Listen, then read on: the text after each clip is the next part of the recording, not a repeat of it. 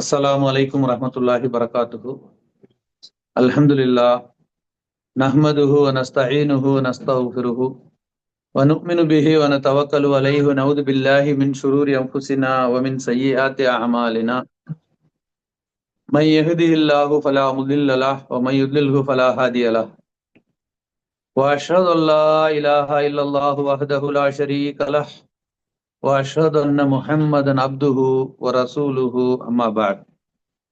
فقد قال الله تعالى في محكم تنزيله العظيم والفرقان المجيد: أعوذ بالله من الشيطان الرجيم. بسم الله الرحمن الرحيم. يا أيها الذين آمنوا كتب عليكم الصيام كما كتب على الذين من قبلكم لعلكم تتقون. قال نبينا رسول الله صلى الله عليه وسلم: من لم يدع قول الزور وعمل به فليس لله حاجة أن يدع طعامه وشرابه. கண்ணியத்திற்குரிய எல்லாம் வல்ல அல்லாஹு ஜல்லஷானு தாலாவின் நல்லடியார்களே, எனதருமை சகோதர சகோதரிகளே, அல்லாஹு ரப்புல் ஆலமீன் நமக்கு அருள் இருக்கும் தீனுல் இஸ்லாத்தில் அதன் தூய்மையான வடிவில் அறிந்து அதன் அடிப்படையில் நம்முடைய வாழ்வை அமைத்துக் கொள்ள வேண்டும் என்ற உயர்ந்த ஒரு நோக்கத்திலே அல்லாஹு சுபஹானு தாலா நமக்கு கடமையாக்கி இருக்கும் ரமலான் மாதத்தின் நோன்பை நோட்டவர்களாக, அந்த நோன்பை திறக்கக்கூடிய அந்த நேரத்தை எதிர்பார்த்தவர்களாக, நோன்பினால் ஏற்படும் மாற்றங்கள் என்ன என்பதை அல்லாஹும் அல்லாஹுடைய தூதர் ரசூலுல்லாஹி ஸல்லல்லாஹு அலைஹி வஸல்லம் அவர்களும் குறிப்பிட்டிருக்கக்கூடிய சில செய்திகளை தொடராக நாம் அறிந்து வருகின்றோம். இதன் அடிப்படையிலே நேற்றைய தினம் நாம் இந்த நோன்பு கடமையாக்கப்பட்டதின் நோக்கம் என்று அல்லாஹ் சொல்லும் பொழுது இறையச்சம் என்ற ஒரு வார்த்தையை பயன்படுத்துகின்றால் அல்லக்கும் தத்தக்கும். அப்ப அந்த இறையச்சம் உடையவர்களுக்கு உரிய கண்ணியத்தையும் அந்த இறையச்சம் உள்ள மக்களுக்கு அல்லாஹு மறுமையில தரக்கூடிய சிறப்புகளை பற்றியும் நாம பார்த்தோம். சூரத்து காஃப்ல அல்லாஹு ரபுல் ஆலமீன் சொல்லி காட்டுகின்றான், இறையச்சம் உடையவர்களுக்கு சொர்க்கம் அங்கே கொண்டு வரப்படும் என்று சொல்லி காட்டுகின்றான். அதே போல சூரத்து மரியமுடைய 85வது வசனத்துல மறுமை நாளிலே இந்த இறையச்சம் உடையவர்கள் அல்லாஹ்விற்கு முன்னிலையில கண்ணியமான விருந்தினர்களாக அவர்கள் என்ன செய்யப்படுவார்கள், அவர்கள் ஒன்று திரட்டப்படுவார்கள் என்று சொல்லி காட்டுகின்றான். அப்போ இதெல்லாம் இறையச்சம் என்பது எந்த அளவிற்கு நம்முடைய உள்ளத்தில் அதிகமாக இருக்கின்றதோ அதன் அடிப்படையில் தான் மறுமையில் அந்த சிறப்புகள் நமக்கு கிடைக்கும்.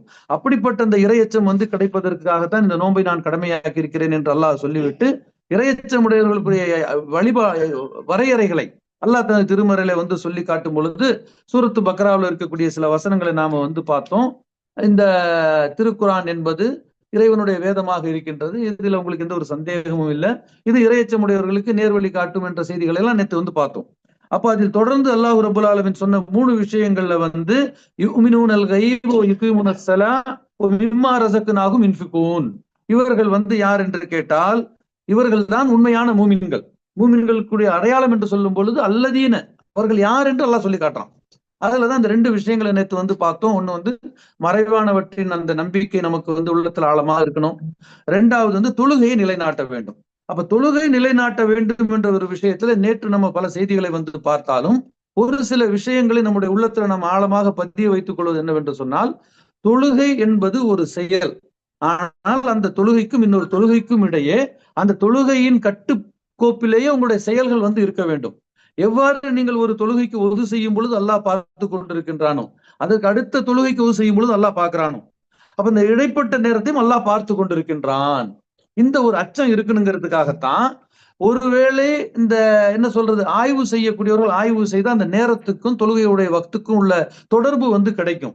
ஏன் அல்லாஹ் சுப்ஹானஹு வ தஆலா ஒரு நாளைக்கு 2 வேளை தொழுகையாக வைத்திருக்க கூடாது? ஏதாச்சும் ஒண்ணுன்னா நம்ம காலை மாலை என்று சொல்லுவோம். 2 அப்ப 2 வேளை தொழுதா போதும். அல்லது நம்ம இந்த உணவு பழக்க வழக்கத்துல 3 வேளை சாப்பிடுறோம், அந்த 3 வேளை தொழுதா போதும். அப்போ நீங்க ஒரு நாளை 4ஆ பிரிச்சா 4, 5 என்ற வக்து எந்த விதமான ஒரு நடைமுறையிலும் இல்லாத ஒன்று. ஆனா அல்லாஹ் சுப்ஹானஹு வ தஆலா அதை நம்ம மீது கடமையாக்கி இருக்கின்றான். ஃபஜ்ர்ல இருந்து தொஹருக்கு நல்ல ஒரு கேப் கொடுக்குறான். தொஹர்ல இருந்து அசர், அசர்ல இருந்து மக்ரிப், மக்ரிப்ல இருந்து இஷா, அப்படி அடுத்து அப்படியே அல்லாஹ்வுடைய தொடர்புலேயே நாம இருக்கணும்னு அல்லாஹ் விரும்புறான். அப்போ ஒரு தாய் எப்படி தன்னுடைய குழந்தை ஒரு பார்க்ல போய் விளையாட விட்டாலும் அந்த குழந்தை தான் பார்த்துக்கிட்டு இருக்கும். ஆனா பார்க்குன்னு போறதே ஃப்ரீயா குழந்தைங்க விளையாட விட்டுட்டு நம்ம கொஞ்ச நேரம் ஃப்ரீயா உட்காரத்துக்கு தான். ஆனா எந்த ஒரு தாயும் பார்க்கு தானே, பார்க்குல ஆபத்துகள் இருக்காது. உங்களுக்கு தெரியுமா? ஒரு பெரிய கிணறு இருக்காது, ஒரு எலக்ட்ரிக் இருக்காது, எதுவுமே ஆபத்துகள் இல்லாத ஒரு இடம்னு சொன்னா உலகத்துல குழந்தைங்களுக்கு பாதுகாப்பான இடம் பார்க்கு. அந்த ஏஜுக்கு தகுந்த மாதிரி இந்த குழந்தைகள் விளையாடத்தான் வச்சிருப்பாங்க. ஆனா அங்க போய் ஒரு குழந்தைய விட்டுட்டாலும் அந்த தாய் என்ன செய்வேன், அந்த குழந்தை மேலதான் பார்வை வச்சுக்கிட்டு இருக்கும். நீங்க என்னதாங்க சாப்பாடு கொண்டு போங்க, ஒரு விஷயம் பலாய பேசுங்க, எல்லாம் பேசும் கீசும் அந்த பார்வை அது மேலே இருக்கு. இப்படி அல்லாஹ் சுப்ஹானஹு அந்த குழந்தையின் மீது எந்த அளவிற்கு அதிகமான ஒரு அன்பு இருக்கின்ற காரணத்தினால், பாச பிணைப்பு இருக்கின்ற காரணத்தினால் அந்த தாய் குழந்தையை கண்காணித்து கொண்டே இருக்கின்றதோ, இப்படி அல்லாஹ் ரப்பல் ஆலமீன் மூமின்களை கண்காணித்து கொண்டு இருக்க ஆசைப்படுகின்றான். என்னுடைய பார்வையில தான் நீ இருக்கணும், என்னுடைய கட்டுப்பாட்டுல தான் நீ இருக்கணும், என்னுடைய அச்சத்திலேயே நீ இருக்கணும், இல்லை என்றால் நீ தவறு இழைத்து விடுவாய். உண்மைதானே? ஒருவேளை தொழுகையை விடக்கூடியவர்கள் இந்த உலகத்துல யாருன்னு கேட்டா நிச்சயமாக ஏதோ தவறு செய்யக்கூடியவர்கள், ஏதேனும் ஒரு தவறு செய்யக்கூடியவர்கள் தான் தொழுகையில் இருந்து பாராமுகமாக இருப்பார்கள், தொழுகையில் இருந்து அச்சம் இல்லாமல் இருப்பார்கள். மூமின் என்று சொன்னால் அவன் தொழுகையில் அச்சமுடையவனாக இருக்க வேண்டும், தொழுகையின் பக்கம் கவலை உடையவனாக இருக்க வேண்டும், தொழுகையை பற்றிய அவனுடைய அந்த சிந்தனை இருந்து கொண்டே இருக்க வேண்டும். ஏன் என்று கேட்டால் அல்லாஹ் சுப்ஹானஹு தஆலா யார் தன்னுடைய அந்த பார்வையில இருக்க வேண்டும் என்று ஆசைப்படுகின்றானோ அவர்களுக்கு இந்த வட்ட வரைக்குள் கொண்டு வருகின்றான். ஈமான் என்பது ஒரு வட்டம். இந்த வட்டத்திலிருந்து நான் வெளியே போனா நான் மூமின் என்று சொல்லிக் கொள்ள முடியாது, அந்த வட்டத்துக்குள்ளாரே தான் இருக்கணும். ஆகவே அல்லாஹ் சுப்ஹானஹு தஆலா தொழுகை பற்றி சொல்லும் பொழுது யுகீமுஸ்ஸலா, தொழுகையை அவர்கள் நிலைநாட்டுவார்கள். அதை உரிய நேரத்தில் தொழுவதுதான் நிலைநாட்டுதல். இல்லாம தொழுகை என்பது என்ன? தொழுகை என்பது என்ன? நாம செய்யக்கூடிய ஒரு செயல். நாம போய் அல்லாஹ் அக்பர் சொல்றோம், நிக்கிறோம், குனிகிறோம், அஸ்ஸலாமு அலைக்கும் சொல்லிட்டு வந்துடுறோம். இதுல அல்லாஹ்வுக்கு என்ன கிடைக்குதுன்னு யோசிச்சு பாருங்க. அல்லாஹ்வுக்கு எந்த தேவையும் இல்லை, நமக்கு தான் தேவை இருக்கின்றது. நமக்கு இந்தந்த நேரத்தில் அல்லாஹ்வை நினைக்கக்கூடிய விதத்தில் நினைத்தால்தான் மனிதன் என்ற அடிப்படையிலும் இந்த உலகியல் வாழ்க்கையிலும் வியாபாரம் கொடுக்கல் வாங்கலிலிருந்தும் தன்னை அவன் காத்துக்கொள்ள வேண்டும் என்று சொன்னால் தொழுகையை அவன் நிலைநாட்டக்கூடியவனாக இருக்க வேண்டும். அதை தொடர்ந்து அல்லாஹ் சுப்ஹானஹு தஆலா சொல்லும் போது சொல்லி காட்டுகின்றான், மூமின்கள் என்று சொன்னால் யார் என்று சொன்னால் ஓ மிம்மா ரஸக்னாஹும் யுன்ஃபிகூன், நாம் கொடுத்தவற்றிலிருந்து செலவு செய்வார்கள். இது பலருக்கு இல்லாத ஒரு சிந்தனை. தங்களிடம் இருக்கக்கூடிய பொருளாதாரம் என்னது, ஏற்றது என்னது, உங்களுது அடுத்தவங்களது இல்ல, ஆனா அது கொடுத்தது யார், கொடுத்தது யார் என்ற ஒரு சிந்தனை நமக்குள்ளார வந்தாதான் அவன் ஏன் அடுத்தவங்களுக்கு கொடுக்க சொல்றான், கொடுக்கறதுக்கு அவனுக்கு ரைட்ஸ் இருக்குதா இல்லையா, அதிகாரம் இருக்கிறதா இல்லையாங்கிறத நாம வழங்க முடியும். அல்லாஹ் சுப்ஹானஹு வ தஆலா எனக்கு என்ன செய்யறான், 100 ரூபாயை கொடுக்குறான் வச்சுக்க, என்ன செய், 2000 ரூபாய், ஒரு 2.5 ரூபாயை ஒரு ஏழைக்கு கொடுத்துரு, 40ல ஒரு பகுதி 2.5% கொடுத்துருன்னு சொன்னா, நீ இதை கொடுத்தேன்னு சொன்னா நான் மறுபடியும் 1000 ரூபாய் கொடுப்பேன். அந்த 1000 ரூபாயில இருந்து நீ என்ன செய்யணும், 25 ரூபாயை கொடுக்கணும். அப்படி விட அவனுக்கு 1 லட்சம் ரூபாய் கொடுப்பேன். அப்புறம் நீ 2500 ரூபாய் கொடுக்கணும். அல்லாஹ் வாக்குறுதி கொடுக்குறான், யூருபிஸ் சதகாத்துங்கிறான் அல்லாஹ் தஆலா திருக்குர்ஆன்ல. அல்லாஹ் சுப்ஹானஹு வ தஆலா யம்ஹகல்லாஹு ரிபா வ யூருபிஸ் சதகாத், வட்டியை அல்லாஹ் அழித்து விடுவான், தான தர்மங்களை வளர்ப்பான் என்று சொல்லி காட்டுகின்றான். சுப்ஹானல்லாஹ், எவ்வளவு அழகான ஒரு உண்மை.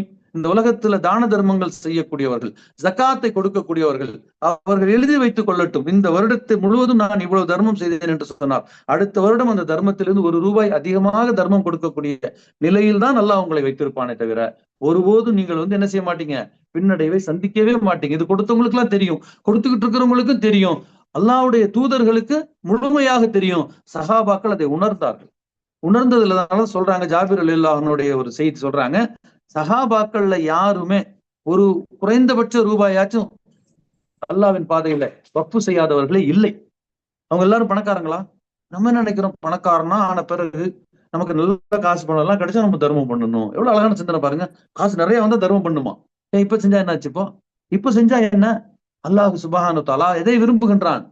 உங்களுடைய கஷ்டத்திலும் உங்களுடைய நஷ்டத்திலும் தர்மம் செய்யணும். நீங்க இரவிலும் பகலிலும் தர்மம் செய்ய வேண்டும். அல்லாஹ் சுப்ஹானஹு வ தஆலா கூட ஒரு வசனத்துல சொல்லி காட்டுகின்றான், அல்லதீன யுன்ஃபிகூன அம்வாலஹும் பில்லைலி வன்னஹாரி சிர்ரம் வ அலானியா. அவர்கள் யார் என்று கேட்டால், அவர்கள் தங்களுடைய பொருளாதாரத்தை இரவிலே தர்மம் செய்வார்கள், பகலிலே தர்மம் செய்வார்கள், சிர்ரம் வ அலானியா ரகசியமாக செய்வார்கள், வெளிப்படையாகவும் செய்வார்கள், பலகும் அஜ்ருஹும் இந்த ரபிஹிம், அவர்களுக்கு தான் அல்லாஹ்விடத்தில் சிறந்த கூலி இருக்கின்றது, லா கௌஃபுன் அலைஹிம் வலா ஹும் யஹ்சனூன். அல்லாஹ்வுடைய பிடி வரக்கூடிய அந்த நாளில, நாளில எல்லாரும் பயப்படுவாங்க. தான தர்மம் செய்தவர்களுக்கு எந்த பயமும் இல்லை, வலாஹும் யஹ்சனூன், அவர்களுக்கு எந்த கவலையும் இல்லை. ஏனென்றால் அல்லாஹ் அதை பெற்றுக் கொள்கின்றான். நீங்க கொடுக்கக்கூடிய 1 ரூபாய் அல்லாஹ் பெற்றுக் கொள்ளுகின்றான். 100 ரூபாய் நீங்க கையில வச்சிருக்கிறீங்க, அதுல இருந்து நீங்க சதக்கா கொடுக்குறீங்க, கொடுத்தா என்ன ஆகும்? வளரும். எப்படி வளரும்? 100 ரூபாய் 10 ரூபாய் எடுத்தா 90 ரூபாய் தானே, 90 ரூபாய் இந்த 10 ரூபாய் 70 ரூபாய் ஆயிடுமே, அல்லாஹ் நன்னா 700 ஆகுமே, அல்லாஹ் நன்னா 1400 ஆகுமே. அல்லாஹ் சொல்லி காட்டான், ஒரு விதையை போய் நீங்கள் போடுகின்றீர்கள், அது 7 கதிர்களை கொடுக்கின்றது, ஒவ்வொரு கதிரிலும் 100 தானியம் இருக்கின்றது, 700 700. எல்லாம் எப்படி சொல்லி கொடுத்தா பாருங்க, இதான் வாய்ப்பாடு கத்துக்கிறது. அப்ப இந்த 700ஐ சொல்லிட்டு அல்லாஹ் சொல்றான், இது ஆயிஃபுலி மையஷா, நாடியவர்கள் அதையும் நான் டபுள் ஆக்குவேன். நீங்க பாக்குறோம் சில பேர் திடீர்னு அப்படியே படிப்படியா பணக்காரனா போயிட்டே இருப்பாங்க. எதுக்கு? அல்லாஹ் கொடுக்குறான். எதுக்கு கொடுக்குறான்? இதை பத்தி விசாரிப்பான். அல்லாஹ் கொடுத்த எதையும் விசாரிக்காமல் விடவே மாட்டான். அப்ப அல்லாஹ் ரப்புல் ஆலமீன் சொல்லி காட்டுகின்றான், அவர்கள் யார் என்று கேட்டால் அவர்கள் தங்களுடைய பொருளாதாரத்தை இரவிலும் செலவு செய்வார்கள், பகலிலும் செலவு செய்வார்கள். அது எப்போதும் செய்வார்கள் சொல்லாம பார்த்தீங்கன்னா இரவு பகலை ஏன் சுட்டி காட்டுறான்? நம்ம பகுதியில எல்லாம் பொழுது இறங்கினா எதுவும் கொடுத்துறாத, லட்சுமி போயிடும் சொல்றாங்களா இல்லையா? அந்த நம்பிக்கை இருக்கின்றது. அப்ப பொழுது இறங்கினா யாருக்கும் கொடுக்க கூடாது. ஒருவனுக்கு கஷ்டம் என்று இருந்தால் இரவுனா இரவுல தான் வணங்கணும். இரவுல ஒருத்தன் பசியோட வந்து இரவு நேரத்தை கொடுக்க கூடாதுப்பா, வெயிட் பண்ணு, காலையில சாப்பாடு கொடுக்குறேன்னு சொல்ல முடியுமா? முடியாது. அப்ப அல்லாஹ் சுப்ஹானஹு என்ன சொல்றான்? இரவிலும் கொடு, பகலிலும் கொடு. அப்ப ரகசியமாகவும் வெளிப்படையாகவும் அல்லாஹு தாலா. ஆனா ரகசியத்தை தான் மார்க்கம் வலியுறுத்துகின்றது. எந்த அளவுக்கு வலியுறுத்துதுன்னு கேட்டா, வலது கையால கொடுக்கிறது இடது கைக்கு தெரியாம இருந்து அரசுடைய நிழலிலே அல்லாஹ் சுப்ஹானஹு வ தஆலா மறுமை நாளிலே இடம் கொடுப்பான், விசாரிப்பான், இப்படி எல்லாம் வந்து சொல்லி காட்டுறாங்க. ஆனாலும் நம்ம என்ன செய்யறோம்? வெளிப்படையாக கொடுக்கும்படி அல்லாஹ் இங்க வந்து சொல்லி காட்டுறான். எதுக்கு? நீ வெளிப்படையாக கொடுப்பதினால் அதை பார்த்து பலர் கொடுப்பார்கள். எண்ணம் தானே, உங்களுக்கு நியத்தின் அடிப்படையில் தானே கூலி வந்து கிடைக்கின்றது. ஆகவே நாம வந்து கொடுக்கணும் அப்படின்னு முடிவு பண்ணா அதுக்கு நேரங்காலம் நமக்கு தடையாக இருக்கக்கூடாது. வெளிப்படை ரகசியம், ஏன்னா ரகசியமாவே கொடுக்கணுங்கிறது 4 பேர் இருக்கிற இடத்துல கொடுக்க கூடாதுன்னா 4 பேர் இருக்கிற இடத்துல ஒருத்தர் கேட்டு வந்திருக்கிறாரு. அப்ப நீங்க கொடுத்துதான் ஆகணும். அல்லாஹ்வுடைய தூதருடைய காலத்துல ஒருத்தர் தன்னுடைய தேவையை கேட்பார், அவங்க இருக்கிறத கொடுப்பாங்க. அப்ப அது ரகசியமா? அது வெளிப்படை. அந்த இடத்துல நீங்க வெளிப்படையா தான் கொடுக்கணும். நீங்க ரகசியம் என்பது வெளிப்படை என்பதற்கு என்ன வித்தியாசம்னு கேட்டா, ரகசியமாக நீங்க கொடுத்ததை வெளிப்படுத்தக்கூடாது. ரகசியமா உதவி பண்ணிட்டீங்க உங்க உறவுல, அதை நீங்க வெளிப்படுத்தக்கூடாது. இதுதான் வெளிப்படுத்தாமல் இருக்கக்கூடிய ஒரு தன்மை. அப்ப நீங்க கொடுக்கணும் என்று நினைக்கும் பொழுது மிம்மா ரஸக்னாஹும் யுன்ஃபிகூன், அவன் கொடுத்தவற்றிலிருந்து செலவு செய்வார்கள், இவர்கள் தான் மூமின்கள் என்று, முத்தகீன்கள் என்று அல்லாஹ் சொல்லி காட்டுறான். அப்ப முத்தகீன்கள் என்று சொல்லக்கூடியவர்கள் யார் என்று சொன்னால் இறையச்சம் உடையவர்கள். இறையச்சம் உடையது எங்க இருந்து வரும்னு கேட்டா நோன்புல இருந்து தான் வரும். நோன்பின் மூலம் தான் இந்த இறையச்சத்தை நீங்கள் அதிகப்படுத்திக் கொள்ள முடியும். காரணம் என்னவென்று சொன்னால், தர்மம் என்று சொல்லுவது உங்களிடத்தில் இருப்பதில் இருந்து கொடுப்பதுதான். அதனுடைய அளவுக்கும் இதுக்கும் சம்பந்தமே கிடையாது. என்கிட்ட கோடி ரூபாய் இருக்குது, உண்மையிலே இல்ல, உதாரணத்துக்கு சொல்றேன், 1,00,000 தூக்கி நான் கொடுக்குறேன், எனக்கு என்ன கஷ்டம் சொல்லுங்க? ஆனா கொடுக்க மனசு வர மாட்டேங்குது பாருங்க மனுஷனுக்கு. 1,00,00,000 1,00,000 கொடுத்துட்டா அங்க 99 லட்சம் ரூபாய் இருக்கும். அன்றாட என்னுடைய வாழ்க்கை எந்த பாதிப்பும் கிடையாது. ஆனா ஒருத்தர் அன்றாடம் ஒரு 100 ரூபாய் சம்பாதிக்கிறார், அதுல இருந்து 10 ரூபாயை தூக்கி கொடுக்குறாரு. அப்போ அவர் என்ன செய்யணும்? தன்னுடைய குழந்தைங்களுக்கு வாங்கக்கூடிய உணவுப் பொருட்கள்ல 10% குறைக்கணும். இல்லாட்டி ஒரு டீயை தியாகம் பண்ணணும். அப்பதான் ஒரு 10 ரூபாய் தர முடியும். அப்ப இந்த 10 ரூபாய் பெருசா, அந்த 1,00,000 பெருசான்னு சிந்திச்சு பாருங்க. இந்த 10 ரூபாய் தான் பெருசு. ஏன்னு கேட்டா இந்த 10 ரூபாய் இவர் கொடுத்தா நாளைக்கு இல்ல. அப்ப அதுதான் அல்லாஹ் தஆலா வந்து சொல்லி காட்டுறான், உங்ககிட்ட ஒரு 100 ரூபாய் இருக்கின்றது, நீங்க வச்சிட்டு இருந்தீங்கன்னா அப்படியேதான் இருக்கு. அல்லது 10 ரூபாயை நீங்க தூக்கி கொடுத்தீங்கன்னா அதை அல்லாஹ் 70 ஆக்கிடுவான். 100 70 170. அப்ப இருபி சதக்காத் அல்லாஹ் தஆலா என்ன செய்யறான்? பன்மடங்காக பெருக்கி அதை மறுமை நாளிலே கொடுக்கின்றான். நீங்க வந்து அசந்து போயிடுங்க மறுமை நாள்ல பார்த்து, நாம செய்த தர்மம் இவ்வளவு பெருசா? அல்லாஹ் சொல்லுவான், ஆம் அதை நாம் வளர்த்து வைத்திருக்கின்றோம். அல்லாஹ்வுடைய நபி ஸல்லல்லாஹு அலைஹி வஸல்லம் கடனை வாங்கினால் சிறந்த முறையில் திரும்ப கொடுத்திருக்கின்றார்கள். கடனை வாங்கக்கூடியவர்களிலேயே சிறந்தவர்கள் சிறந்த முறையில் திரும்ப கொடுப்பவர்கள் என்று நபி ஸல்லல்லாஹு அலைஹி வஸல்லம் சொல்றாங்க. கடன் வாங்குனீங்கன்னு சொன்னா அல்லாஹ்வை சாட்சியாக வைத்து, யா அல்லாஹ் என்னுடைய இந்த சிரமத்திற்காக நான் கடனை வாங்குகின்றேன், இந்த கடனை அடைப்பதற்கு எனக்கு வழி செய்வாயாக என்று துவா செய்துவிட்டு ஒருவர் கடன் வாங்கினால் அவர்கள் அடைப்பதற்கு அறியாத புறத்திலிருந்து அல்லாஹ் உதவி செய்வான். அந்த கடன் எப்படி அடைஞ்சதுங்கிறது நமக்கு வந்து தெரியாது, அனுபவப்பட்டவர்களுக்கு தெரியும் இதெல்லாம். அப்ப அல்லாஹ்வின் மீது தவக்கல் வைத்து நாம வந்து என்ன செய்யணும்னு கேட்டா, நபி ஸல்லல்லாஹு அலைஹி வஸல்லம் சொல்றாங்க, இத்தகுன்னார், நரகத்திலிருந்து உங்களை பாதுகாத்துக் கொள்ளுங்கள், நரக நெருப்பை அஞ்சிக் கொள்ளுங்கள், வலவு பிஷிக்கி தமரா, ஒரு பேரிச்சம்பழத்தின் ஒரு கீற்றை தர்மம் செய்தேனும் உங்களை நீங்கள் நரக நெருப்பிலிருந்து காத்துக் கொள்ளுங்க. அப்ப நாம என்ன நினைக்கிறோம்? நம்ம கோடிக்கணக்கில் கொடுக்கணும், லட்சக்கணக்கில் கொடுக்கணும், ஆயிரக்கணக்கில் கொடுக்கணும், நம்முடைய தேவையெல்லாம் முடிஞ்சதுக்கு அப்புறம் தர்மம் பண்ணணும். ஒரு சில நிறைய பேர் அப்படி நினைச்சிட்டு இருப்பாங்க. உங்களுடைய தேவை எப்போ முடியும் அதை சொல்லுங்க? அல்ஹாக்கும் தகாசுர் ஹத்தா ஜுர்துமுல் மகாபிர், மனிதனுடைய தேவைகள் நிறைவு பெறக்கூடிய நாள் அவனுடைய மௌத் அன்னைக்கு தான். அது வரைக்கும் அது நிறைவு பெறவே செய்யாது. அப்போ அல்லாஹ்வுடைய நபி ஸல்லல்லாஹு அலைஹி வஸல்லம் சொல்றாங்க, நீங்க நரக நெருப்பிலிருந்து உங்களை காத்துக் கொள்ள வேண்டும் என்று சொன்னால் உங்களிடத்தில் இருக்கக்கூடிய ஒரு பேரிச்சம்பழம் 10 பேரிச்சம்பழம் வந்ததுக்கு அப்புறம் தர்மம் பண்ண வெயிட் பண்ணாதீங்க. அதுல ஒரு கீத்தை கொடுங்க, பகுதியை கொடுங்க, நீங்க பகுதி சாப்பிடுங்க. அது முழுசா தூக்கி கொடுக்க சொல்லலையே. உங்களிடத்தில் ஒரு பேரிச்சம்பழம் இருந்தால் யாராச்சும் வந்து கேட்டு அதை கொடுத்துருன்னு இஸ்லாம் சொல்லுதா? சொல்லவே இல்லை. நீங்க அப்படி கொடுக்க வேண்டாம், முழுசா கொடுக்க வேண்டாம், பாதியை கொடுங்க. பாதி கொடுக்கறது மூலம் நீங்க என்ன செய்ய முடியும்? உங்களை நரக நெருப்பிலிருந்து பாதுகாத்துக் கொள்ள முடியும். ஏதேனும் ஒரு வகையில் அல்லாஹ்வின் வழியில நான் செலவு செய்தேன் என்ற ஒரு திருப்தியோடு ஒரு மனிதன் வாழ வேண்டும் என்றால் அவனிடத்தில் இருப்பதில் அவனுக்கு தேவை இருப்பதில் எடுத்து கொடுக்கணும். தனக்கு தேவை இருக்கும் பொழுது, தான் இளமையாக இருக்கும் பொழுது கொடுக்கக்கூடிய தான தர்மங்கள் தான் அல்லாஹ்விடத்திலே மிகவும் சிறந்தது. ஏன் என்று கேட்டால் இதுதான் இறையச்சத்தின் வெளிப்பாடு. இறையச்சம் என்பது வெறுமனே பேசுவதும் நம்ம வந்து உடலால் செய்யக்கூடிய வணக்கங்கள் மட்டும் இல்லையே, இதனுடைய பிரதிபலன் என்ன, இதனுடைய வெளிப்பாடு என்ன? ஒரு மரம் என்பது வளர்வது மட்டுமல்லையே, மகசூல் தர வேண்டுமே. ஒரு செடி என்பது வளர்வது மட்டும், எங்க வீட்டுல ஒரு செடி இருக்கு, சூப்பரா வளருது. என்ன இருக்கு? வளர்ந்துட்டே தான் இருக்குது. பூவும் இல்ல, பிஞ்சும் இல்ல. அது என்ன பயன்? அப்போ ஒரு மனிதன் வணங்கி கொண்டே இருக்கிறான், அவனால் இந்த உலகத்திற்கு என்ன பயன்? அவனுடைய வணக்கம் செயல்பட வைக்க வேண்டும்.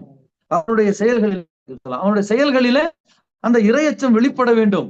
அடிப்படையில ஒரு மனிதனுக்கு இரையச்சம் இருக்கிறது என்பதற்கான அடையாளம் ஹலால் ஹராமை பேணுவது. இதுதான் நம்ம இடத்துல ஏற்படக்கூடிய ஒரு மாற்றம். கடந்த ஆண்டு நாம வந்து என்ன செஞ்சிருப்போம்? 15 வருஷம் நோன்பு நோட்டிருப்போம். இந்த வருஷத்தோட 16 வருஷம். அப்போ ஒரு விஷயத்தில் 16 ஆண்டு கால அனுபவம். ஒரு இன்ஜினியரா இருக்க எத்தனை வருஷம் அனுபவம்? ஒரு 20 வருஷமா நல்ல எக்ஸ்பீரியன்ஸ் தான். டாக்டர் அவர் 25 வருஷம் அனுபவம். ரொம்ப நல்ல டாக்டர் தான். அப்ப நம்ம என்ன சொல்றோம்? டாக்டருக்கு படிச்சுட்டு வந்தாலும் ஒரு 25 வருட அனுபவம் என்பதை ஒரு சிறந்த டாக்டருக்கான தகுதியா நாம வந்து சொல்றோம். அப்போ ஒரு மூமினா இருக்க, முஸ்லிமா இருக்கிற, நோன்பு நோக்குற, எத்தனை வருஷமா நோக்குறோம்? 35 வருஷமா நோக்குறோம். அப்போ உன்னிடத்தில் இரையச்சம் அதிகமாக இருக்க வேண்டும். நல்ல ஒரு அனுபவசாலியாக நீ இதில் இருக்க வேண்டும். 25 ஆண்டு காலம், 35 ஆண்டு காலம், ஒவ்வொரு மாதம் முழுக்க உங்களுடைய வீட்டிலே நீங்கள் வந்து உங்களுடைய உணவை வைத்துக் கொண்டு, உங்களுடைய தண்ணீரை வைத்துக் கொண்டு, இதை நான் குடிக்க மாட்டேன், இதை நான் பருக மாட்டேன், என்னுடைய மனைவி இதோ நான் தொட மாட்டேன் என்று நீங்கள் பயிற்சி எடுக்கின்றீர்கள். இப்ப இந்த பயிற்சி உங்களுக்கு ஒரு மாற்றத்தை ஏற்படுத்தணுமா இல்லையான்னு கேட்டா, கண்டிப்பாக அந்த பயிற்சியை ஏற்படுத்துவதற்குத்தான் என்று அல்லாஹ் சொல்லி காட்டுகின்றான். யா அய்யுஹல்லதீன ஆமனு குதிப அலைக்குமுஸ் ஸியாமு கமா குதிப அலல்லதீன மின் கப்லிக்கும் லஅல்லக்கும் தத்தகூன். விசுவாசம் கொண்ட மக்களே, உங்களுக்கு முன் சென்றவர்களை போன்று உங்களுக்கு நோன்பு கடமையாக்கி இருக்கின்றேன். எதுக்கு என்று கேட்டால், நீங்கள் இரையச்சமுடையவர்களாக ஆக வேண்டும், ஆக முடியும். அப்ப ஹலால் ஹராமை பேணுவதுதான் ஒரு மூமினுடைய, ஒரு முத்தக்கியுடைய, ஒரு இரையச்சமுடைய மனிதனிடத்திலிருந்து வெளிப்படக்கூடிய வெளிப்பாடு. அவனுக்கு எது கிடைத்தாலும் அவன் எடுத்துக்கொள்வான், எது வேண்டுமானாலும் யாருக்கும் கொடுத்து விடுவான் என்ற ஒரு நிலை இருக்காது. ஏன் என்று கேட்டால், அவர் நபிசல்லா சொல்றாங்க, ஒரு காலம் வரும், காசு பணம் வந்தா போதும்னு நினைப்பான் மனுஷன், அதோட வழியை பத்தி சிந்திக்க மாட்டானா. ஆனா ஒரு மூமின் அப்படி முடியுமா? ஒரு ரூபாய் அவனுடைய கைக்கு வருகிறது என்றாலும் அது ஹலாலாக இருக்க வேண்டும். ஹராமாக இருந்தால் அதை நான் எடுத்துக்கொள்ள மாட்டேன். அது என்னுடைய ஒட்டுமொத்த பொருளாதாரத்தையும் என்ன ஆக்கிடும்? விஷமாக்கி விட்டுரும். ஒரு குடம் பால்ல போய் ஒரு சொட்டு விஷத்தை போட்டீங்கன்னா என்ன ஆகும்? அந்த ஒரு குடம் பாலுமே நீங்கள் பயன்பாட்டுக்கு தகுதியற்றதாக சென்று விடும். ஆகவே இறை அச்சம் என்பது நம்முடைய செயல்பாடுகளில் இருக்கின்றது என்பதை அல்லாஹ்வுடைய தூதர் ரசூலுல்லாஹி ஸல்லல்லாஹு அலைஹி வஸல்லம் ஒரு சந்தர்ப்பத்துல வந்து சொல்லி காட்டுறாங்க. பனி இஸ்ரவேலர்கள் காலத்தில் நடந்த சம்பவம். இறையச்சத்திற்கு இதை விட அழகான ஒரு உதாரணத்தை நாம சொல்லவே முடியாது. ஏனென்றால் இறையச்சம் என்பது நம்முடைய உள்ளத்துல இருக்கின்றது. அதை வச்சு நாம எப்படி பிராக்டிஸ் பண்றோம், எப்படி நாம அதை பயன்படுத்தி இருக்கிறோம் என்பதற்கு இந்த ஹதீஸ் வந்து மிக சிறந்த ஒரு உதாரணம். பலமுறை நீங்க கேள்விப்பட்டிருப்பீங்க. அல்லாஹ்வுடைய தூதர் ரசூலுல்லாஹி ஸல்லல்லாஹு அலைஹி வஸல்லம் சொல்லி காட்டுறாங்க. பனி இஸ்ரவேலர் காலத்துல வாழ்ந்த 3 நபர்கள் ஒரு காட்டின் வழியே பயணம் போகின்றார்கள். அந்த பயணம் போகும் பொழுது இடி மழையாக பயங்கரமான மழை பெய்கின்றது. அந்த மழையில் இருந்து அவர்கள் தங்களை காத்துக் கொள்வதற்காக என்ன செய்றாங்க? ஒரு குகையில போய் தஞ்சம் புகுறாங்க. குகையில போய் அவங்க இருக்கும் பொழுது மழையில வந்து ஒரு பாறை உருண்டு வந்து அந்த குகையின் வாசலை அடைத்து விடுகின்றது. அல்லாஹ்வுடைய தூதர் ரசூல் ஸல்லல்லாஹு அலைஹி வஸல்லம் சொல்லக்கூடிய முற்காலத்தில் நடந்த ஒரு சம்பவமாக சொல்லி காட்டுறாங்க. இது உலகம் உள்ளளவும் உள்ள மக்களுக்கு ஒரு படிப்பினைக்காக. அப்ப அந்த 3 பேர் அந்த குகையில் அடைப்பட்ட உடனே அதுல ஒருத்தர் வந்து சொல்றாரு, நீங்க அல்லாஹ்வுக்காக ஏதேனும் ஒரு நற்காரியத்தை செய்திருப்பீர்கள். அந்த காரியத்தை அல்லாஹ்விடத்துல சொல்லி, யா அல்லாஹ், நான் உனக்காகத்தான் இந்த காரியத்தை செஞ்சேன், இந்த ஆபத்திலிருந்து என்னை காப்பாத்து என்று அல்லாஹ்விடத்தில் நீங்கள் முறையிடுங்கள் என்று ஒவ்வொருத்தரும் அவங்க துவா செஞ்சுட்டு இருக்கிறாங்க. அப்ப அவங்க என்ன துவா செய்தார்கள் என்பதை அல்லாஹ்வுடைய நபி ஸல்லல்லாஹு அலைஹி வஸல்லம் சொல்லி காட்டுறாங்க. அதுல ஒரு மனிதர் வந்து சொன்னார், யா அல்லாஹ், நான் தினமும் பாலை கறந்து கொண்டு போய் என்னுடைய தாய் தந்தையருக்கு கொடுப்பேன். தாய் தந்தையர் சாப்பிடாமல் நான் ஒரு நாளும் சாப்பிடவே மாட்டேன். ஏன்? அல்லாஹ் பார்த்து கொண்டிருக்கிறான். தாய் தந்தையரிடம் எவ்வாறு நடந்து கொள்ள வேண்டும் என்று அல்லாஹ் சொல்லி இருக்கிறார். அதனால இவர் என்ன செய்வாரு? நைட்டு கொண்டு போய் அம்மா அப்பாவுக்கு எல்லாம் பாலை கொடுத்து அவங்க எல்லாம் குடிச்சு அதுக்கப்புறம் தான் இவர் குடிப்பார். ஒரு நாள் இவர் இங்க இருந்து போறதுக்கு லேட் ஆயிடுச்சு. இது நபி ஸல்லல்லாஹு அலைஹி வஸல்லம் சொன்ன முற்காலத்தில் நடந்த பனி இஸ்ரவேலர்கள் காலத்தில் நடந்த சம்பவம்னு சொல்லி காட்டுறாங்க, கதை இல்ல. அப்போ இது வந்து உடனே இவர் அங்க போறார். போனா அவங்க தூங்கிட்டாங்க. காரணம் லேட் ஆயிடுச்சு. தாமதமான காரணத்தினால் அவருடைய தாய் தந்தை தூங்கிட்டாங்க. அப்ப இவர் வந்து நினைக்கிறாரு, தாய் தந்தை தூங்கிட்டாங்க, எழுப்புனாலும் அவங்க ஒன்னும் கோவிச்சுக்க மாட்டாங்க, ஆனாலும் தூங்குறவங்களை எழுப்பக்கூடாது அப்படின்னு போய் உட்கார்ந்துருக்கிறார். எந்திரிச்சா கொடுக்கலாம், எந்திரிச்சா கொடுக்கலாம் என்று அவர்களுக்கு கொடுக்காமல் நானும் சாப்பிடாத காரணத்தினால் நானும் அன்றைய இரவு முழுவதும் பசியாக அவர்கள் எழுந்திருப்பதற்காக காத்திருந்தேன். இப்படியே காத்திருந்து காத்திருந்து விடிந்து விட்டது. விடிந்த பிறகுதான் தாய் தந்தை எழுந்திருக்கிறாங்க. அவங்களுக்கு கொடுத்து அதுக்கப்புறம் தான் அல்லாஹ் நான் சாப்பிட்டேன்.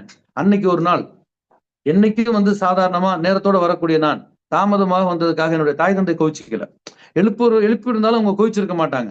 ஆனாலும் நீ பார்த்து கொண்டிருக்கின்றாய், நீ தாய் தந்தை இடத்தில் நல்ல முறை நடந்து கொள்ள வேண்டும் என்று எனக்கு கட்டளையிட்டு இருக்கின்றாய். உன்னை அஞ்சுதான் நான் இந்த காரியத்தை செஞ்சது, உனக்கு தெரியும். அங்க யாரு இருக்கா? வேற யாருமே இல்ல. யாருமே இல்லாத இடத்துல அவன் யாருக்கு பயப்படுகின்றான்? படைச்ச அல்லாஹ்வுக்கு பயப்படுகின்றான் என்று சொல்லி அவர் சொல்றாரு, யா அல்லாஹ், இந்த காரியத்தை நான் உனக்காகத்தான் செய்தேன் என்பது உனக்கு தெரியும். ஆகவே என்னை இந்த பேராபத்திலிருந்து காப்பாற்று என்று சொல்லும் பொழுது பாறை லேசாக விலகியது, காற்று வந்தது, கொஞ்சம் வெளிச்சம் வந்தது என்று அல்லாஹ்வுடைய நபி ஸல்லல்லாஹு அலைஹி வஸல்லம் சொல்றாங்க. இரண்டாவதாக ஒரு நபர் என்ன செய்யறாரு? அவர் செய்த நல்ல காரியத்தை நினைவு கூறுகின்றார். யா அல்லாஹ், என்னிடத்துல ஒரு கூலி தொழிலாளி வந்தார். என்னிடத்துல அந்த குறிப்பிட்ட வேலையெல்லாம் செஞ்சாரு. செஞ்சு முடிச்சிட்டு அவருக்கு கூலி என்ன எடுத்துட்டு வந்தானே ஆள காணோம். எங்கேயோ போயிட்டாரு. என்னடா இது, எங்க போயிட்டாரு? அவருடைய கூலி அவருடைய ஹக்காச்சு, நம்ம வச்சுட்டு என்ன பண்றதுன்னு நான் வச்சு பார்த்தேன், வரல. ரொம்ப நாள் அவர் வராதனால அந்த கூலிக்கு நான் என்ன செஞ்சேன், என்னிடத்துல ஆட்டு மந்தை இருந்த காரணம் ஒரு ஆட்டை வாங்கி விட்டேன். அந்த ஆடு 4 குட்டியை போட்டு அது ஒரு மந்தையா போயிடுச்சு. பல வருடங்கள் ஆகிவிட்டது. பல வருடங்களுக்கு பிறகு அந்த கூலி தொழிலாளி என்னை நோக்கி வந்தார்.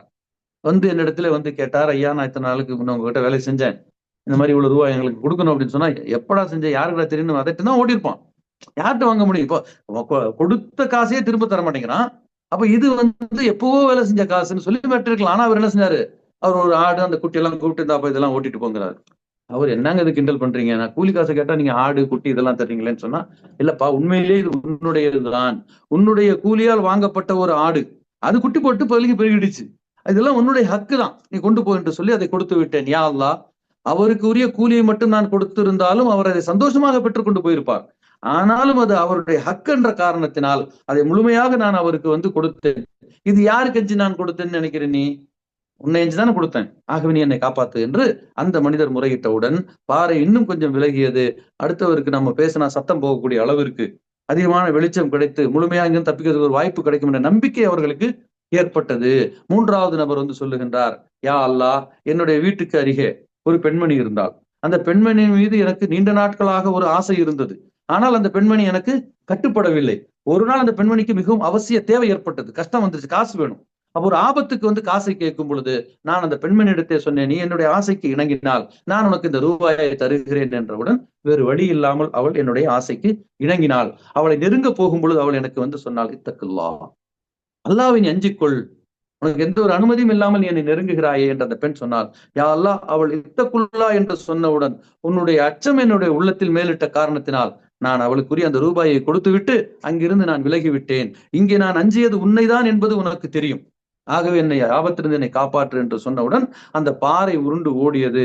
அதிலிருந்து பனி இஸ்ரவேல் 3 பேரும் வெளியே வந்தார்கள் என்று அல்லாஹ்வுடைய தூதர் நபி ஸல்லல்லாஹு அலைஹி வஸல்லம் சொல்லக்கூடிய ஹதீஸை நம்ம பலமுறை கேட்டிருப்போம். ஆனாலும் இந்த இடத்துல ஒரு இறையச்சத்தை நாம் அடைகிறோம் என்று சொன்னால், அந்த இறையச்சம் என்பது நாம ஒரு குறிப்பிட்ட சதவீதம் நம்முடைய உள்ளத்துல இருக்குது என்று சொல்லுவதற்காக அல்ல, அல்லது யாரிடத்தில் இறையச்சம் இருக்கிறது என்று பார்ப்பதற்காக அல்ல. இப்படிப்பட்ட சந்தர்ப்பங்களிலே அவனுக்கு ஒரு தேவை இருந்தும் அதை அவன் தொடாமல் இருக்க வேண்டும் என்று சொன்னால், அந்த தக்குவா இந்த ரமலானுடைய மாதத்திலே நமக்கு தேவை இருந்தும் தண்ணீர் இருக்கின்றது, பருகாமல் இருக்கின்றோம். நமக்கு தேவை இருந்தும் மனைவியை நெருங்காமல் இருக்கின்றோம். நமக்கு தேவை இது எல்லாம் எதை காட்டுகின்றது? நாளைக்கு உங்களுக்கு இந்த உலகத்துல ஒரு பொருளாதாரம் தேவைப்படும், அது ஹலாலான்னு நீங்க பார்க்கணும். அதை அடைந்து கொள்வதற்கு நீங்கள் ஆசைப்படக்கூடாது. அல்லாஹுவா நமக்கு எதை கொடுக்குறானோ அதைத்தான் நம்ம அடைஞ்சுக்கணும். நாம அடுத்தவருடைய பொருளை அபகரித்துக் கொள்ளக்கூடாது. அடுத்தவருடைய பொருள் எனக்கு ஹராம், அடுத்தவருடைய மானம் கண்ணியம் எனக்கு ஹராம், அடுத்தவருடைய உயிர் எனக்கு ஹராம். இதெல்லாம் நபி ஸல்லல்லாஹு அலைஹி வஸல்லம் சொல்லி காட்டுறாங்க. உங்களுடைய அறியாமை கால செயல்களை நீங்கள் விட்டு விடுங்கள். உங்களுடைய சகோதரனுடைய பொருளாதாரம், உங்கள் சகோதரனுடைய மானம், உங்கள் சகோதரனுடைய ரத்தம் உங்களுக்கு ஹராமாக்கப்பட்டிருக்கிறது என்று இறுதி ஹஜ்ஜின் பொழுது அல்லாஹ்வுடைய தூதர் நபி ஸல்லல்லாஹு அலைஹி வஸல்லம் சொன்னாங்களே. ஆகவே எனது அருமை சகோதர சகோதரிகளே, இந்த ரமலானுடைய மாதத்திலே நாம பயிற்சி எடுத்துக் கொண்டிருக்கின்றோம். இந்த பயிற்சியை நாம் நடைமுறைப்படுத்துவது எப்போது என்றால், அடுத்து வரக்கூடிய 11 மாதம் இந்த ரமலானுடைய மாதத்திலே நாம் என்ன செய்கின்றோம்? தொழுகையை முறையாக ஒழுகுகின்றோம், அதை சரியான முறையில கடைபிடிக்கின்றோம். இது ஒரு பயிற்சி. இப்ப இந்த பயிற்சியை நீங்க அடுத்து ஒரு 11 மாதத்துல செயல்படுத்துங்க. அப்போதுதான் உங்களுக்கு மாற்றம் ஏற்படும். அல்லாஹ்வுடைய தூதர் நபி ஸல்லல்லாஹு அலைஹி வஸல்லம் 13 ஆண்டு காலம் மக்காவில கஷ்டப்பட்டாங்க. திரும்ப திரும்ப மார்க்கத்தை சொன்னாங்க. அங்கிருந்து அவர்கள் மதினாவுக்கு போனாங்க. மறுபடியும் மக்காவை வெற்றி கொண்டாங்க. அதே மக்காவில நபி ஸல்லல்லாஹு அலைஹி வஸல்லம் விரும்பியவரை ஆட்சி அமைக்கக்கூடிய ஒரு சந்தர்ப்பத்தை அல்லாஹ் ஏற்படுத்தி கொடுத்தானா இல்லையா? எத்தனை வருஷத்துக்கு பிறகு? எத்தனை வருடம்? இங்க ஒரு 13 வருஷம், அங்க ஒரு 5-6 வருஷத்துக்கு பிறகு மறுபடியும் மக்கா வெற்றி பெற்று மக்காவில் நபி ஸல்லல்லாஹு அலைஹி வஸல்லம் சொல்லக்கூடிய நபர் ஆட்சியில் அமர வைக்கக்கூடிய அளவிற்கு நபி ஸல்லல்லாஹு அலைஹி வஸல்லமுக்கும் சஹாபாக்களுக்கும் வெற்றியை கொடுத்தான்னு சொன்னா, அவர்கள் செய்த செயல் என்ன என்பதை நாம பார்க்கணும்.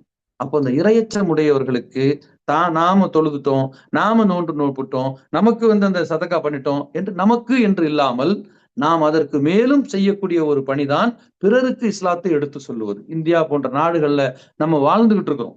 அரபு நாடுகள்ல இருந்து அவங்களுக்கு அந்த பெரிய அந்த சுமை உங்களுக்கு இருக்காது. இந்தியா போன்ற நாடுகளை நீங்கள் எடுத்துக்கொண்டீங்கன்னு சொன்னா அங்கே உங்களுடைய இரையச்சத்திற்கான செயல்பாடுகள் தேவைப்படுகின்றன. இரையச்சத்திற்கான செயல்பாடு. ஆதம் அலைஹிஸ்ஸலாமுடைய பிள்ளைகளில் இருவரில் ஒருவர் அந்த சம்பவத்தை சூரத்து மாயிதால அல்லாஹ் தாலா சொல்லி காட்டுகின்றான். ஆதமுடைய 2 மகன்களில் ஒருவர் இறைவனுக்கு குர்பானியை கொடுக்கின்றார், அதை அல்லாஹ் ஏற்றுக்கொள்ளுகின்றான். மற்றொருவருடைய குர்பானியை ஏற்றுக்கொள்ளவில்லை. ஆகவே இவர் என்ன செய்கிறார் என்று சொன்னால் அவர் மீது பொறாமை கொண்டு அவரை கொன்று விடுவேன் என்று சொல்லும் பொழுது இவர் இரையச்சம் உடையவர் என்ற காரணத்தால் இவர் சொல்லி காட்டுகின்றார், நீ என்னை கொலை செய்தாலும் நான் உன்னளவில் கை நீட்ட மாட்டேன், உன்னை நான் அடிக்க மாட்டேன். அப்ப இது என்ன ஒரு அடிப்படை சொல்லுகின்றது என்று சொன்னால், அறியாமையில் இருப்பவர்கள் தவறு செய்வார்கள், நம்மை அடிப்பார்கள், நம்மை கொல்லவும் தயாராவார்கள். நீயோ அறிவுடையவன், நீயோ இரையச்சம் உடையவன், ஆகவே நீ எதிர்த்து அவர்களை அதே குற்றத்தை நீ செய்யக்கூடாது. ஏனென்றால் அந்த இடத்தில் முத்தக்கீன்கள் என்று அல்லாஹ் சுப்ஹானஹு வ தஆலா சொல்லும் பொழுது இன்னமா யதகப்பல் அல்லாஹு மினல் முத்தகீன், இரையச்சமுடையவர்களிடம் அல்லாஹ் எல்லாவற்றையும் ஏற்றுக்கொள்கின்றான். அவர்களுடைய வணக்கங்களை ஏற்றுக்கொள்கின்றான், அவர்களுடைய தான தர்மங்களை ஏற்றுக்கொள்கின்றான், அவர்களுடைய பிரார்த்தனையை அங்கீகரிக்கின்றான். அப்ப இதெல்லாம் அல்லாஹ் சுப்ஹானஹு வ தஆலா செய்யும் பொழுது நாம நம்முடைய பிரார்த்தனையில் என்ன செய்யணும்? நம்மை சுற்றி இருக்கக்கூடிய மக்களுக்கு இஸ்லாத்தை விளங்கக்கூடிய பாக்கியத்தை கொடுப்பாயாக யா அல்லாஹ். பிலால் ரலியல்லாஹு அன்ஹு அவர்கள் பாங்கு சொல்லுவார்களாம். பாங்கு சொல்லி முடித்து விட்டு துவா செய்வார்களாம், யா அல்லாஹ் நான் பாங்கு சொல்லிவிட்டேன், என்னுடைய கடமை முடிந்து விட்டது, இந்த பாங்கு யாருடைய காதில் எல்லாம் விழுந்ததோ அவர்களெல்லாம் இங்கு கொண்டு சேர்ப்பது உன்னுடைய பணி என்று அவர்கள் அல்லாஹ்விடத்தில் துவா செய்வார்களாம். அது போல இந்த உலகத்தில் இருக்கக்கூடிய மக்களுக்கு இஸ்லாத்தை சொல்லக்கூடிய ஒரு மிக உன்னதமான ஒரு பொறுப்பு என்பதை நபி ஸல்லல்லாஹு அலைஹி வஸல்லம் எல்லா முஸ்லிம்களுக்கும் கொடுத்து விட்டு சென்று விட்டார்கள். முஸ்லிம்களாக இருக்கக்கூடிய நாம் இந்தியா போன்ற ஒரு நாட்டிலே வாழ்ந்து கொண்டிருக்கின்றோம். இந்த நாட்டை பொறுத்த வரைக்கும் நாம பிறருக்கு இஸ்லாத்தை எடுத்து சொல்வது நம் மீது கடமையாக இருக்கின்றது. இது சொல்லுவதனால் நாம் ஒரு மிகப்பெரிய ஒரு பாதுகாப்பு இன்னைக்கு பார்க்கிறோம். பல இடங்களிலே முஸ்லிம்களை என்ன செய்கின்றார்கள்? சித்திரவதை செய்கின்றார்கள். இது முதல்ல நீங்க விளங்கிக்கணும், இந்த செய்தி உண்மை இல்லை. இந்தியாவில முஸ்லிம்கள் தாக்கப்படுவதாக காட்டப்படக்கூடிய செய்திகள் எல்லாமே உருவாக்கப்பட்டவை. முஸ்லிம்களாக சிலரை நடிக்க வைத்து அவங்களை அடிக்கிற மாதிரி போட்டு இந்த செய்தி போனுச்சுன்னா அதை பார்க்கும்போது அதை கேட்கும்போது முஸ்லிம்கள் பலவீனப்பட வேண்டும் என்பதற்காக தயாரிக்கின்றார்கள். நூற்றுக்கு இது வரைக்கும் உங்களை பார்த்து நான் கேட்கிறேன், நம்மளுடைய சமூக வலைதளத்துல முஸ்லிம்கள் தாக்கப்படுவது போல் நீங்க பார்த்ததை அட்ரஸோட பார்த்திருக்கீங்களா? எந்த இடம்னு சொல்லி, எந்த ஊர்னு சொல்லி கேள்விப்பட்டிருக்கீங்களா? இன்னும் சொல்ல போனா அதை நம்மளால பரப்பிக்கிட்டு வேற இருப்பான். அது ஏன் நீ பரப்புற? ஏன் திருப்பி அடிக்க நமக்கு தெரியாதா? நமக்கு திருப்பி அடிக்க ஒரு அடிச்சு அடி வாங்கிட்டே இருப்போமா? அப்ப இதெல்லாம் செட்டப்புகள், மனோதத்துவ ரீதியாக நம்மளை பலவீனப்படுத்துவதற்காக செய்யப்படக்கூடிய. ஆகவே தர்ம சகோதர சகோதரிகளே, யாராச்சும் ஒரு முஸ்லிம்களை தாக்கக்கூடிய வகையில் ஒரு செய்தி இருந்தால் அதை பரப்பாதீர்கள், அதை நம்பாதீர்கள், அது பொய். ஒரு குறிப்பிட்ட ஊர்ல நடந்த செய்தி தெரிந்தால் அந்த ஊர்ல இருக்கக்கூடிய சகோதரர்களை தொடர்பு கொண்டு இந்த தகவல் உண்மையா என்று சொல்லுங்கள். நம்ம கட்டுறதுக்கு இடிச்ச பள்ளிவாசல சங்பரிவார்கள் இடிச்சிட்டாங்கன்னு சொல்லி போட்டு பரப்பிட்டு இருக்கிறாங்க. அட இடிச்சிட்டு மறுபடியும் கட்டுறதுக்காக இடிச்ச பள்ளிவாசலை கூட என்ன செய்யறாங்க? இந்த மாதிரி போட்டுட்டு இருக்கிறாங்க. ஆகவே நாம ஒரு நாட்டுல வாழ்ந்துட்டு இருக்கிறோம்னு சொன்னா நாம சிறுபான்மையினர் கிடையாது.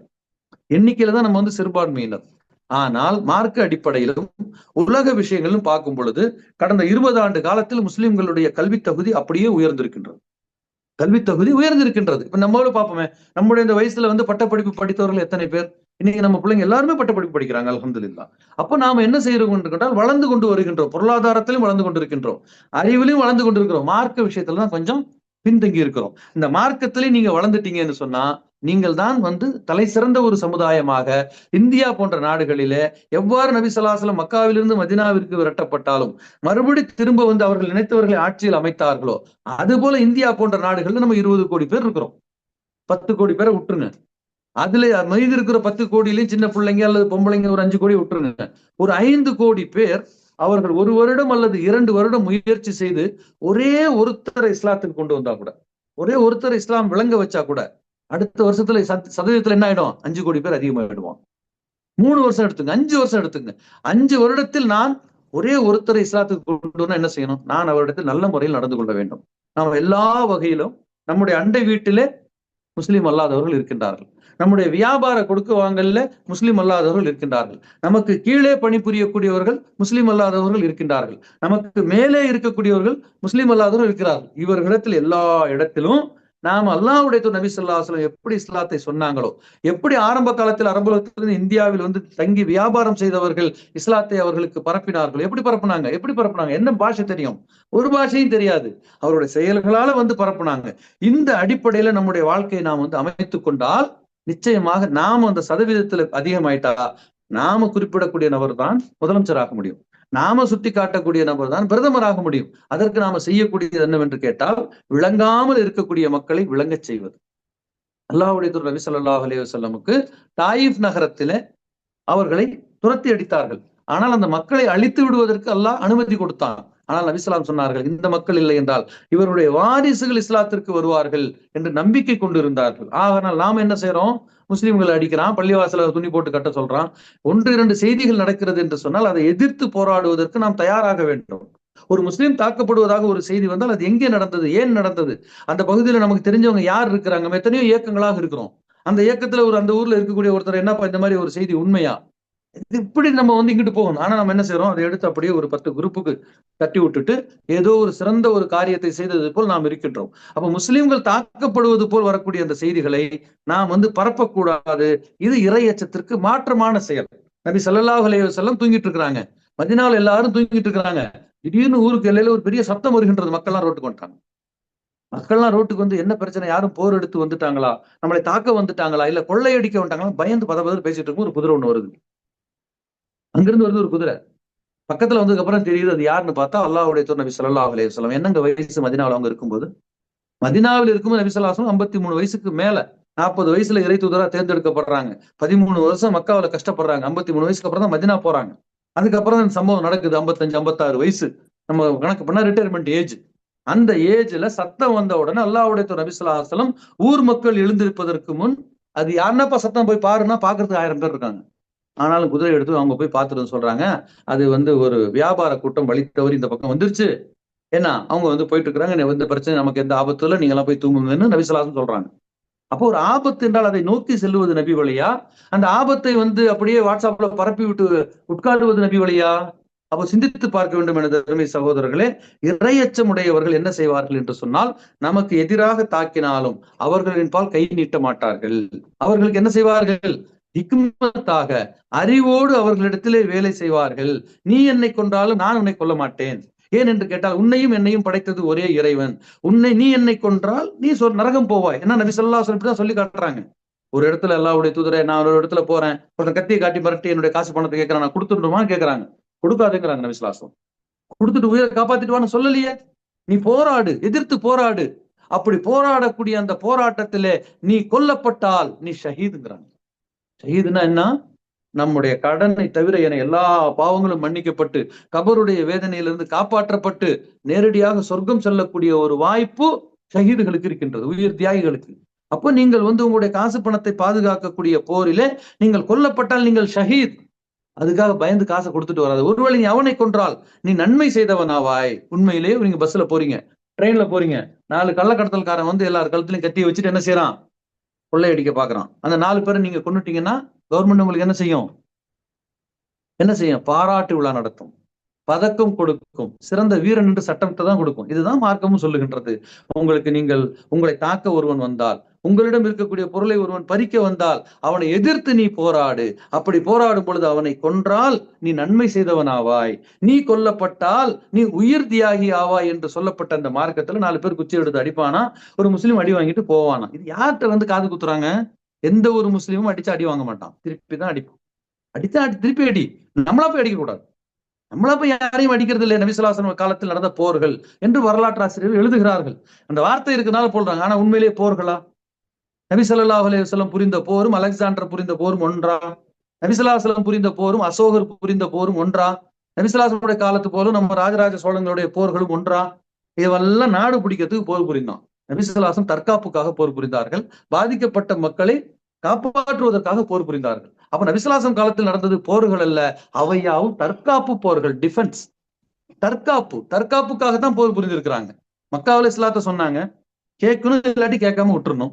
ஏன் வாழ விடாம துரத்தினான். மதினாவுக்கு போயிட்டாங்க. மதினாவுக்கு போனதுக்கு அப்புறமும் இங்க இருந்து நான் பதினு படையெடுத்துட்டு போய் மதினாவில் இருக்கிறவங்களை கொல்லுவேன்னு சொன்னா இது என்னது? அதை எதிர்த்து போரிட்டது போரா? அப்ப முதல்ல வரலாற்று ஆசிரியர்கள் முதல்ல இதை வந்து விளங்கணும். நபி காலத்தில் நடந்த போர்கள், நபிசாசம் நடத்தின போர்கள் எழுதுறதை வந்து தவிர்க்கணும். அது போர்கள் அல்ல, அவை தற்காப்பு போர்கள். ஆகவே நாடு பிடிக்கக்கூடிய கொள்கைக்காக, ஒரு நாட்டில் இருக்கக்கூடிய செல்வத்தை கொள்ளையடிப்பதற்காக நபிசுல்லாசலம் காலத்துல, சகாபாக்கள் காலத்துல போர் நிகழ்ந்ததா? இல்லையே. உலகம் முழுவதும் ஒரு கொடையின் கீழ் கொண்டு வர வேண்டும் என்று நாடு நாடா பிடித்துக் கொண்டே போய் வழியிலே வந்து இறந்து விட்ட அலெக்சாண்டரை மகா அலெக்சாண்டர்ங்கிறான். அவனை பற்றிய வரலாறை பதிவு செய்திருக்கான். அதை நீ படிச்சாதான் நீ +2 பாஸ் பண்ண முடியுங்கிறான். அல்லாஹ்வுடைய நபிசுல்லாசலம் பற்றி ஒரு சப்ஜெக்ட் இல்லை. உலகம் முழுவதும் பின்பற்றக்கூடிய நபர், உலகத்திலே தலை சிறந்த நபர் 100ல ஒரு யாருன்னு கேட்டா முகமது நபி ஸல்லல்லாஹு அலைஹி வஸல்லம் சொல்லி ஒரு கிறிஸ்துவர் மைக்கேல் ஹர்ட் என்று சொல்லக்கூடிய தி 100ங்கிற புக்ல என்ன செய்யறாரு? முதல் இடத்துல கொடுக்கிறார். ஆனா நம்ம நாட்டில் இருக்கக்கூடிய எந்த ஒரு பாட புத்தகத்திலையும் அல்லாஹ்வுடைய நபி ஸல்லல்லாஹு அலைஹி வஸல்லம் பற்றி எந்த ஒரு தகவலும் இல்லை, எந்த ஒரு செய்தியும் இல்லை. அவர்கள் எவ்வளவு சிறந்த ஒரு வாழ்க்கை திட்டத்தை இந்த உலகத்திற்கு கொடுத்திருக்கிறார். கேட்டா அவன் என்ன செய்வான்? இது வந்து மதம் சம்பந்தப்பட்டது, இஸ்லாம் சம்பந்தப்பட்டது. அப்ப மகாவீரரும் புத்தரும் அவர்கள் ஒரு மதத்தை சார்ந்தவர்கள் இல்லையா? அப்ப இதெல்லாம் தட்டி கேட்பதற்கு யாருமே இல்லை. நாம் என்ன செய்கிறோம்? நம்ம நாளடைவில் நம்ம பின்னடைவு அடைந்து கொண்டே இருக்கிறோம். நம்முடைய உரிமைகளுக்காக நம்ம வந்து போராட வேண்டும். நாம் வந்து இனத்தால் திராவிடர்கள், மொழியால் தமிழர்கள், மார்க்கத்தால் இஸ்லாமியர்கள். நம்ம அந்த நாட்டை சேர்ந்தவர்கள், அந்த மண்ணை சேர்ந்தவர்கள். நம்முடைய நிறமே அதற்கு சான்று. ஆகவே நாம நம்முடைய நாட்டுடைய உரிமைகளை எந்த ஒரு சந்தர்ப்பத்திலும் விட்டு கொடுக்க கூடாது. ஆகவே எப்படி நீங்கள் வந்து அல்லாஹ்வை அஞ்சி நீங்கள் நோன்பு நோக்கிறீர்கள் என்று சொன்னால் நீங்கள் இரையச்சம் உடையவர்களாக ஆக வேண்டும். இரையச்சமாக உடையவர்கள் எப்படி இருப்பார்கள் என்று கேட்டால் அல்லாஹ்வுடைய சட்டதிட்டங்களை பூமியிலே நிலைநாட்டுவதற்கு பாடுபடுவார்கள். ஆகவே அநியாயம் செய்யக்கூடியவர்களை பார்த்து கொண்டிருக்க மாட்டார்கள், தட்டி கேட்பார்கள். அதில் ஒன்று கொல்லுவார்கள் அல்லது கொல்லப்படுவார்கள்.